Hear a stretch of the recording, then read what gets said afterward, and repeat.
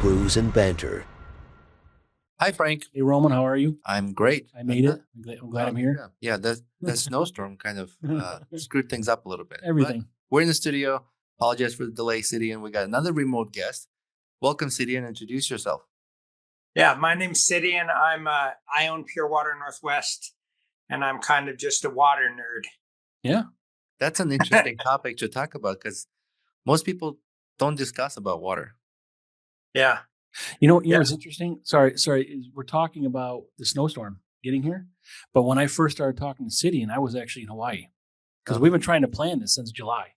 Yeah. That's right. So what a 180 this is. But again, we appreciate you being here with us, and sorry for all the issues we've had. So yeah, no problem. I don't mind at all. I like your studio.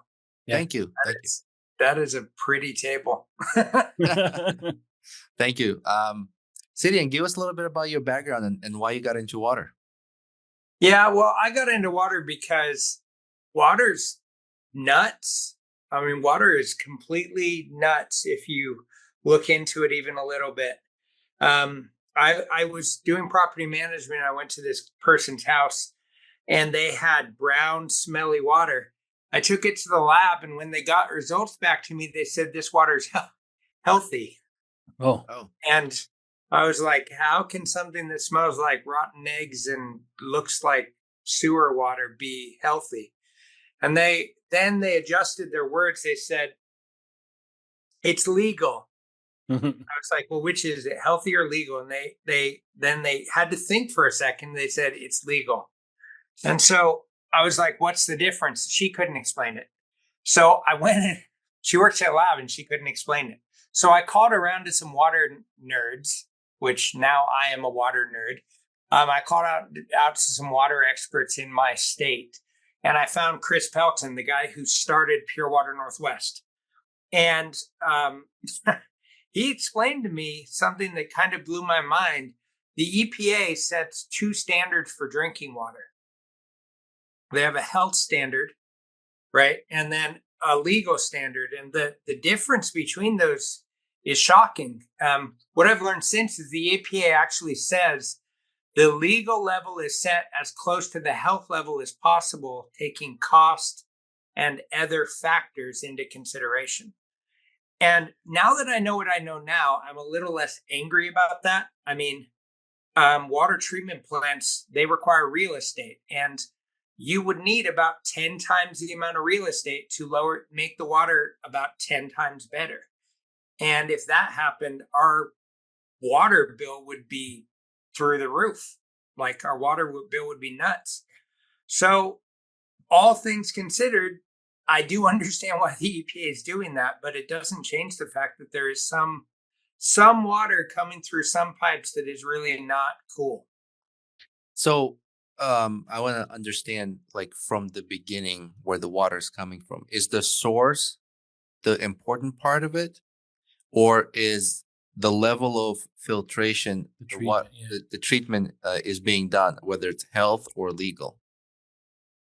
Yeah, so it's both. The source of water is going to be rainwater or groundwater of some kind. So all of that is part of the hydrologic cycle, right? You know, water comes up from the ocean, it drops on the mountains, flows across the land and through rivers, and then is captured for drinking.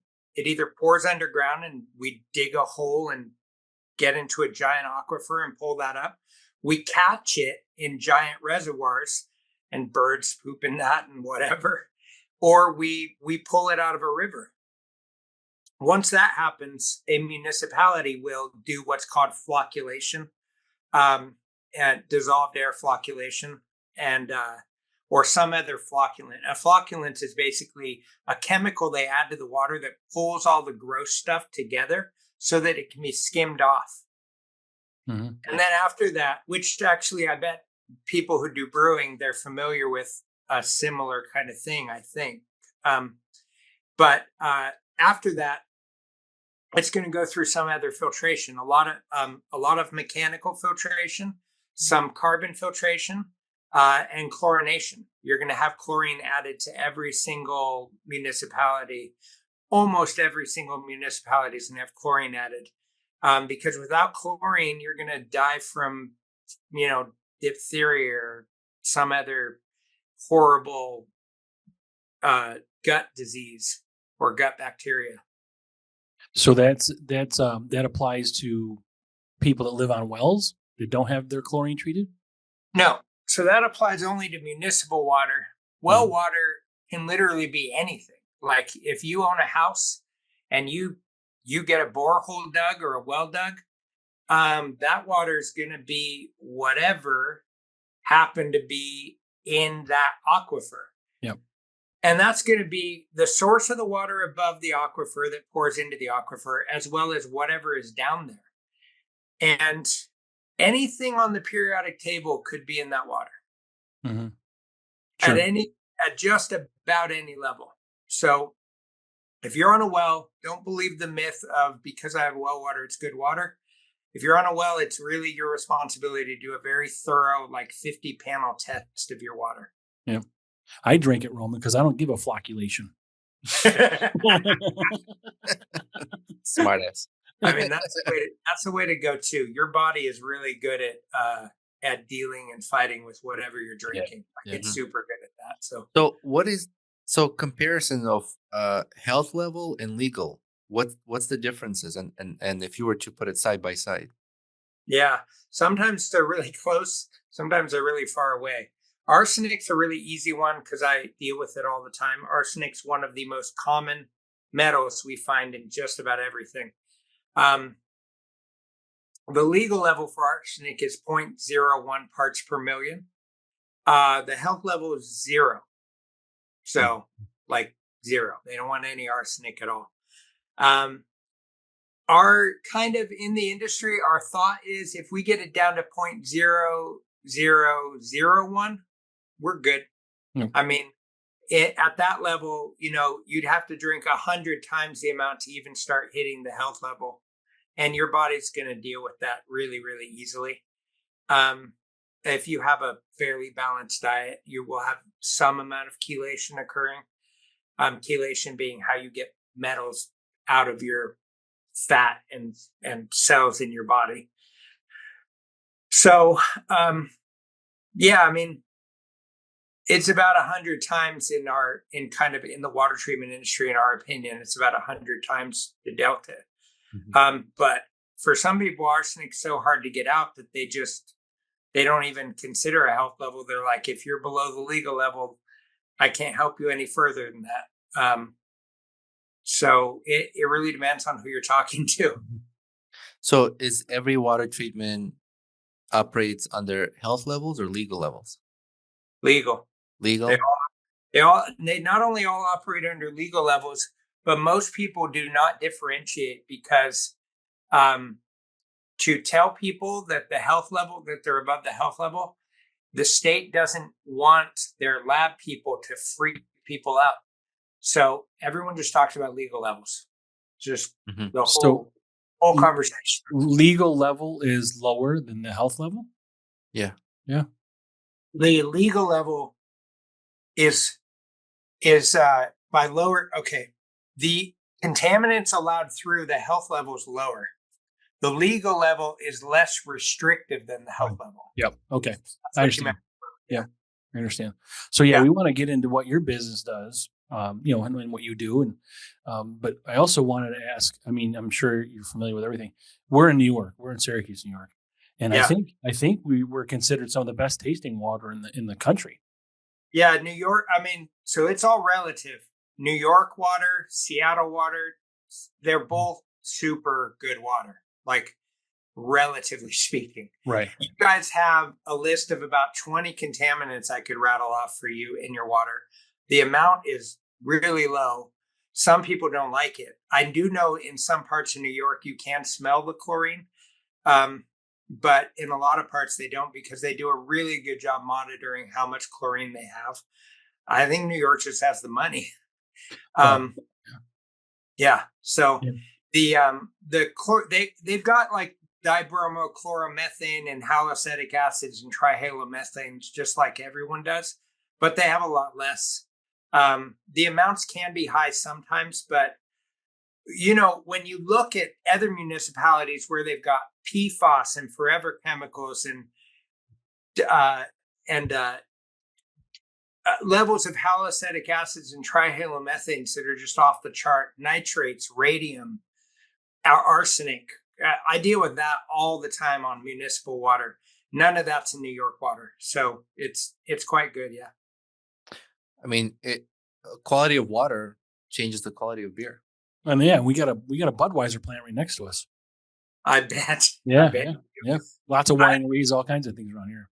I know a bit about beer making, despite the fact that I don't drink. I mean, I know a little bit about the fact that you don't want it too soft.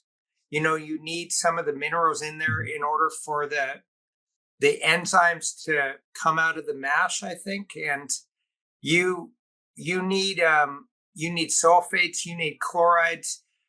I know you need some pH to be quite a bit lower, and I don't know what you do to the water to drop it. But I imagine you don't need any chlorine or chlorine byproducts, right? Like you'd want to run it through carbon before you did anything with it, I assume. Yeah, in the brewing process, I don't think there's anything like that. Well, specifically not here because it's not a problem with water. Yeah. So but they have chlorine. That's why I wonder, like, do people in New York, when they're brewing, do they run it through carbon? I don't know. Yeah, I don't know. I don't know either. I mean, there's some. I mean, there's all kinds of breweries, right? There's over 500 here in so some people have more money. Maybe there is a filtration system that's in place, and some people, maybe beginning they don't. But I think that'll depend on the brewery, and it's definitely going to change the way your beer tastes. Yeah, I'm just not sure. Like Florida, you go to Florida, and I was there a while ago. And you have some water, and I quit drinking the water because it just doesn't taste good. I mean, it actually tastes dirty. And then I started getting soda, but then I realized they're putting ice cubes in it, and now it's the same water. So I'm like, I'm just going to get soda with no ice cubes. And then that didn't work. So I'm like, just give me beer because it's imported from somewhere. It just the water to me, it just tasted very bad, and I don't know if it's. I mean, I'm sure it's healthy because it's got to be. Yeah. But I don't. I'm not drinking a lot of that when I'm down there. Yeah, it makes sense. It's legal, maybe not healthy. Yeah, yeah, whatever. Exactly. Yeah. I wanted to ask you what makes water soft and hard, like because we have problem here where the water gets too hard, and what it does is it clogs like shower heads. Yeah. Yeah. So the simple answer, this is how I'd explain it to my 5-year-old. It's just rock. I mean, it's literally just rock that is in solution in the water. And that rock, once it's traveling through your pipes, it'll get stuck to the wall in your pipe, and it'll get stuck to whatever it comes out of. And it'll, instead of being rock that is spread out across the whole water, it'll become rock again that's stuck to something and stuck together again. So that's a really simple answer of what hardness is. A little bit more complicated answer is you have calcium, magnesium, some potassium, stuff that's good for you, but stuff that definitely becomes kind of chalky and denser when it precipitates out of water. Heat will affect it.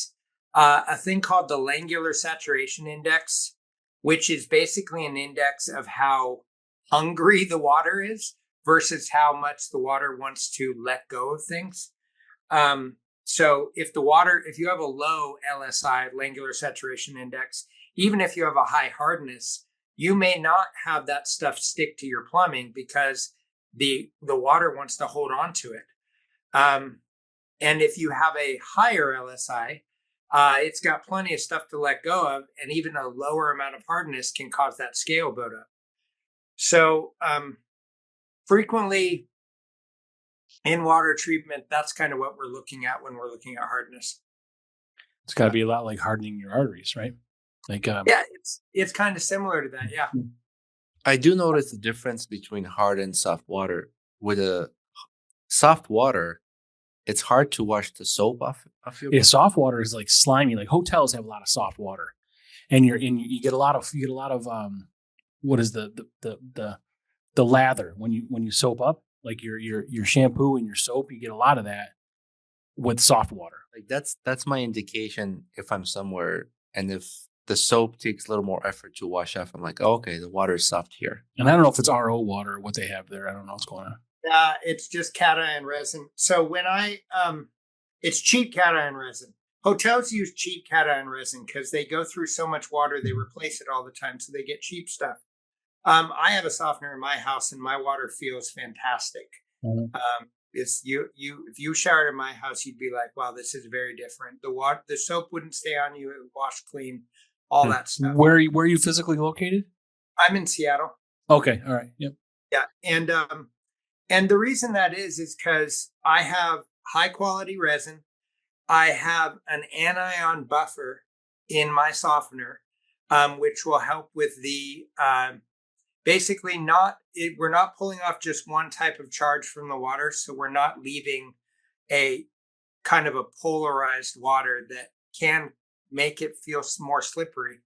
And then we tend to leave a teeny tiny bit of minerals in there, just a teeny tiny bit, not enough to ever cause any scale or cause any problems with anything, but to help with taste a little bit and to help with the that sensation.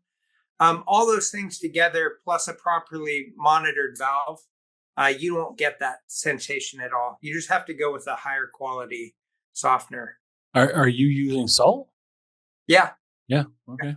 You can't have softening without salt. Salt-free Okay. softeners are a myth, despite the fact that they sell them all the time. Sure. That's a technology called template assisted crystallization, and it is adding something to the water, which it's got about a 30% effective rate. Like 70% of the people who get those complain about them. Mm, interesting. We had a guest on our show and we talked about fitness and health. And one of the recommendations that he made is, air purifier in your bedroom where you're sleeping. And another one is filtration system for your water to remove chlorine. He said chlorine is good to get rid of all the stuff, but once it gets to our house, before we consume it, let's get rid of it. Yeah, filter at the tap. Yeah. You get it all treated until you drink it. To the That's point great it comes advice. Yep. And are you using like those filter systems that have like 3 filters? Reverse osmosis. Okay. Yeah, that was RO we were talking about, right? Yeah. Is that what you're using? Yeah, I have a backup RO for sure. Okay. In my house, I have a triple blend system for my entire house. And then I have a reverse osmosis for my sink. The water is incredible for sure. And you can't drink DI, right? DI water? You can, sure. People say that you can drink DI water. DI water is not going to get, unless you're paying like $500,000 to make your water real DI water. Straight DI water, you can drink. It's fine. People say that all the time, and I've had plenty of DI water. It's not a problem. Deionized. Deionized water, yeah. We actually do soft deionization for our whole house. And it's great. But soft deionization is basically DI water with like 10% of the stuff left in it. So that way the majority of it's removed and you still get some stuff in your water. But stronger deionization, like they use in dentist offices and surgery centers, if you were to drink that, it really wouldn't be that big a problem. But people say that all the time. The RO water is great water. If anyone was ever wondering, like, I'm too confused about what I should do, I just want to make sure what I drink is healthy, that's a great way to go. ROs are inexpensive. It's a good solution for just about anyone. Your fitness guy was talking about air and water being healthy, and basically all he's talking about is inflammation being lower, right? I mean, there are some health concerns that are directly organ related, but in cancer related, and that's possible. But inflammation is one of the biggest aspects of getting cleaner water and cleaner air. So at a basic level, if someone was like, I don't have a lot of money, what's the basic level filtration system? Is RO? Yeah, under counter reverse osmosis, single point of use RO at the kitchen sink. Someone's going to have to drill a hole in your counter, put a dedicated faucet, and put the RO under the sink. Mm-hmm. Yeah, and then you got the small systems. You can have the small ones that go right underneath. Because you probably got a 18 or 20, 16, 20-inch filter, something like that? No, I just use my pre-filtration's so good. I just use the smaller one too. I mean, yeah, so I'm talking about coming into your house. Oh, yeah. My filter for coming into my house is like 58 inches tall. Oh, okay. It's like my size. It's as tall as me. Is it like in a tank or something? Yeah, it's in a tank. It's a full-size backwashing system. You got hold it. Go ahead. If it's for your whole house, you need something that size. Anyone who sells something smaller you're going to remove some stuff. The filters will need changed very often. It is genuinely undersized for most homes to do that. Do you have holding tanks that your water comes in and you're stored in? Nope. We have a flow through speed that's fast enough for straight drinking. Perfect. And bathing. Yeah. Yep.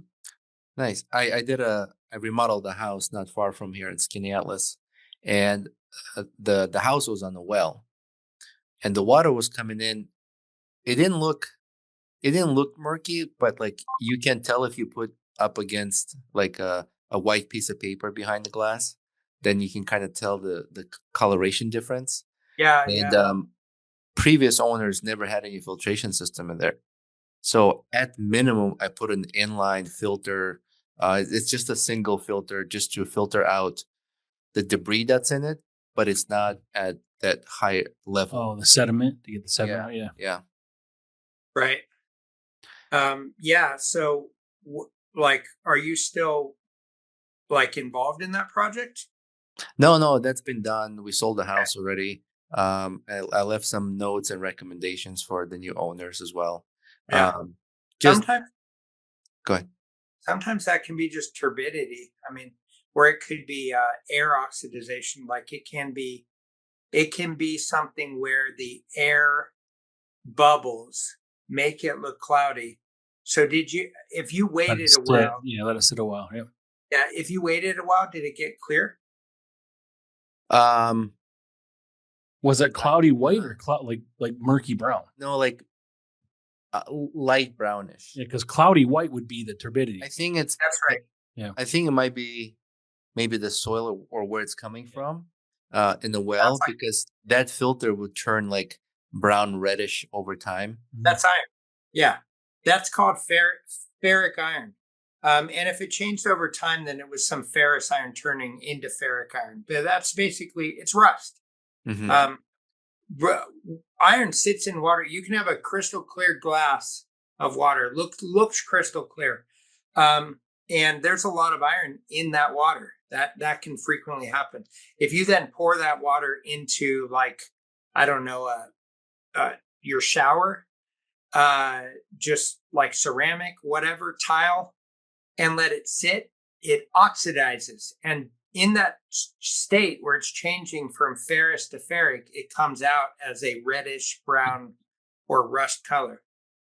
Oh, I see. Yeah, so I filter water coming to my house, and I'm a little familiar with this, sort of water treatment. But our filter is, I change it weekly now, but it's just this 20-inch sort of filter, but it's green a lot of times. So I don't know if it's a magnesium issue or what happens, but it's greenish. Like the filter never gets to the middle of the filter. Like the middle of the filter is still white.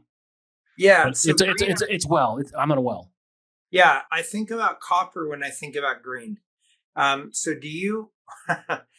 Changing that once a week is way too much. Well, because so we had an issue with the well pump, so we just changed it out. We had some problems, so it'll change. This is recent. Normally it'd be quarterly. Oh yeah, okay. Yeah. That's even a little too much.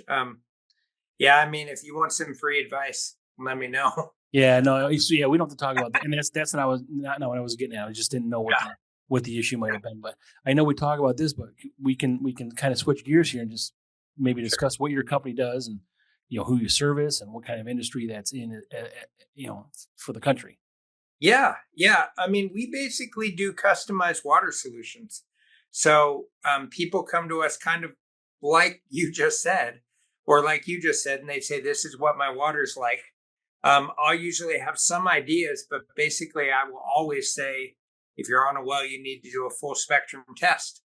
I will send them a link where they can, you know, buy the test.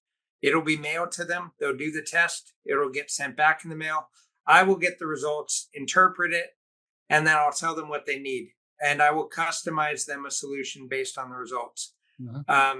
I've got nearly 100% success rate on every single project we've done, no matter how complicated it was. I have a network of water experts that I call on if something gets too complicated. We basically just, as long as we have all the information, which sometimes, with biofilms and certain bacterias, that can confuse the numbers. But as long as I have all the real information, I can make a very solid suggestion to someone that will, it'll turn their water where they're like dealing with frustrating water or smells or colors, or they're changing filters too often, to something where they're generally not dealing with anything more than once a year, and with salt maybe once a month just for the salt. Otherwise, about once a year usually is what our target is. So your customization. So someone gets this test. They get a link from you. They buy the test. The test goes back in. You get the results, and then you give them a customized sort of summary of what they can do. And then someone else does that. Your company does not do that. They don't do the fix work. We can create them a system and mail it to them, or they can work with someone local. It's their choice. Okay. Yeah, totally up to them. That's pretty convenient. You have a little time to talk about the health and how the water affects like our skin and our overall daily health. Yeah, I mean, it's funny that you brought up skin. My daughter has eczema. One of the main reasons I got into water treatment, after I was talking to Chris, the guy who founded Pure Water Northwest, I told him that my daughter has eczema, and he suggested a softener. And oh my God, the difference it made for her was just insane.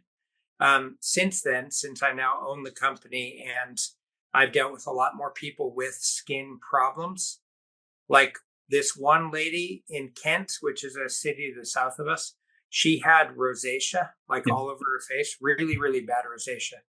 And rosacea, we've learned, because we tried just a softener with someone with rosacea and it didn't really help. But rosacea seems to react to more than just the hardness, because hardness can block skin pores, which is why we think it helped with my daughter's eczema. It's rock that literally gets inside pores, so that makes sense. But rosacea is apparently something a little more difficult. What we did with her was carbon and anion exchange as well. Basically, what I talked about before, weak deionization and filtration. And that completely solved her skin problems. Like she did not have rosacea after that. I don't know if this would be the case with everyone. Like I'm not a dermatologist, but we have had a ton of success with skin and hair. My wife's hair is ridiculous after our system was put in. Well, yours looks like it's doing pretty good there too. Like, so we got an issue. Like, you're kind of doing all right. I gave up mine. Do you share that data with physicians? Yeah. I mean, we get a lot of like my daughter's dermatologist. He was like, "Oh yeah, okay, that's great, good. So problem solved." Like it was like no big deal to him. Yeah, I see. Oh, but that's not something like if they have a patient with that problem, they'd be like, "Hey, test your water quality" or something like that. We try to do that, but I think all of that has to come from their schooling, because I don't think it can come the other direction. Like someone in the industry trying to sell a product goes to them and says, "Hey, by the way," they're like, "Yeah, okay, maybe. I'm just going to try these creams." Like, I don't know that that's going to change anything. We've definitely tried to talk to some of them, and And we've never gotten an enthusiastic response. We've gotten some mild interest, but mostly just Right. Good job. yeah. But do you think it helps with aging as well? Like how you look as far as aging goes? Well, Cydian's 26, right? Yeah. I'm 49. You tell me. I don't know if I look my age, so I don't know. I don't know if it helps with Parts aging. of you look your age. So right now I get like a Steve Martin vibe. Like, because wasn't he fully gray at like 28 or something like that? Yeah, I was gray 10 years ago. Yeah. Yeah. So I think some people just gray early. Yeah. Yeah. It's genetics. Yeah. Yeah. The thing I was gonna ask, it's flew out. My mind has been. I need to drink better water. Yeah. That's what it is. I keep forgetting things like mid sentence, but shoot. Anyways, Well, aroma comes back to that. I'll come back to you. So yeah, so I know we got to wrap up here soon because you've got something else to do. But this link you're talking about in the business that you have, how can people, if you want to mention that, people can get a hold of you? Because I mean, we have a decent reach of people, so this is very important. I think it's understated, really. You know, the importance of water. I think people know they want to drink water. You know, everybody needs water, but I don't think they understand the chemistry behind it and necessarily the importance of it. So, how can they reach out and find these tests from you? Sure. purewaternorthwest.com. I know that's a long domain name, but that's our domain name. There's a link right on there that says testing, and the tests that you can purchase are like right there. So if you just go to that and purchase a test kit, it'll get mailed right to you. We will get the results. It'd be probably good to reach out with an email letting us know you did it so we can be on the lookout for it, because we get a lot of these test results in. And that way it allows us to sync up who we need to call when we get the results with the actual test that you did. But we'll probably get to you either way. And that's it. Just go to purewaternorthwest.com, go to the testing category and get your tests run that way. And if you just have questions, you can probably fill out the form on the website. Tell them you want to talk to me, and I will. So far, I have not gotten popular enough that I have not been able to get back to everyone and talk to them personally. Yeah, right. So when they purchase the test, so that includes the kit, and then there's a separate fee for the testing, or does the kit include the testing? It's all part of it. Okay. Yep. We'll include the link in the description. Yeah. And I remember what I was going to ask is those. I have this like battery operated testers you can buy like on Amazon, $10, $15 or whatever. Are those reliable to like you put in the water and to test the water quality? So you're talking about a TDS tester, I assume? I think so. Yeah, I think it's TDS. Yeah. Yeah. It's Trump derangement syndrome. TDS is total dissolved solids. All that's doing. So if you were to run an electrical current through water, it's got some resistance. And if you have nothing in your water, like DI water, like we were talking about before, it may have almost no current. In fact, it can have no current. You can have a point where you could pour it on your computer and your computer would keep running. So all the TDS is doing is identifying minerals and metals in your water, stuff that would conduct electricity. If you take water and pour a bunch of sugar in it, that's not going to affect your TDS at all. So it's not testing for everything. There's tons of chemicals and pharmaceuticals and birth control chemicals and all kinds of stuff that are not on TDS or that TDS testers won't test for. But it is a very wide range way to identify stuff in your water. I see. I bought them and I'm like, man, every time I put it in the water, it says it's bad quality. What level does it say it's at? There's 4 levels. It's either halfway or 3/4. And you're on municipal water. I am, yeah. It's not even a number then. Yeah, you should get a different TDS meter. Okay, some cheap shit from Amazon. Start importing water from Seattle. Pipeline, just bring it right in. Well, Skinny Alice has really good water, actually. And that's where our water is coming from. So, but I know you're tight on time, Cydian. I just want to say thank you. It's information that I didn't think of it. That's a fantastic conversation. It's fascinating to me. I feel like every time we have a guest, I end up doing something in my house. Like it's getting expensive. And then I have something done in my house that Roman does for me. Yeah. Don't spend too much on an RO. You just want to, if you get an RO, just go on Amazon, search for the reviews, search for the word leak. Mm-hmm. Don't get a lot of results that say leak, then buy it. It's good. Okay. That's about the complexity of buying an RO. An Amazon hack right there. Yeah. Good advice. Yeah. Thank you, Cydian. We'll include the Pure Water Northwest website in the description. So if you're listening, just go back to the description, take a look. If you're watching this video on YouTube or whatever, check out the description as well. Are you on social media? Yeah. I can send some of those to you. And send it. We'll include it in case anybody wants to follow your page and maybe ask questions through there as well. Great. I'll do it. Again, we appreciate your flexibility. I know this has been a long time coming, but I'm happy. I'm happy that it happened. And thanks again for letting us be part of this conversation with you. Thank you, really Cydian.